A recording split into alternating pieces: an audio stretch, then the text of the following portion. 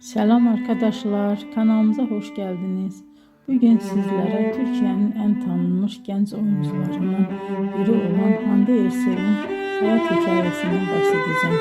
Hande Erçel 24 Kasım 1993 tarihinde Türkiye'nin Balıkesir iline bağlı Bandırma şehrinde dünyaya geldi.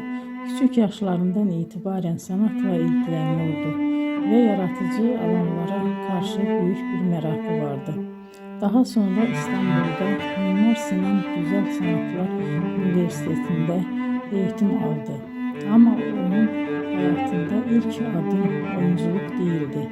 Hande Erçel kariyerine modellik yaparak başladı. Genç yaşta katıldığı güzellik yarışmaları sayesinde dikkat çekti ve kısa bir süre televizyon dünyasının kapıları ona açıldı. 2015 yılında yayınlanan Güneşin Kızları dizisinde Selin karakterinin canlandırmasıyla geniş kitleler onu tanımaya başladı. Bu rol onun kariyerinde önemli bir dönüm noktası oldu. Ardından birçok başarılı projede yer aldı. Bugün Hande Erçel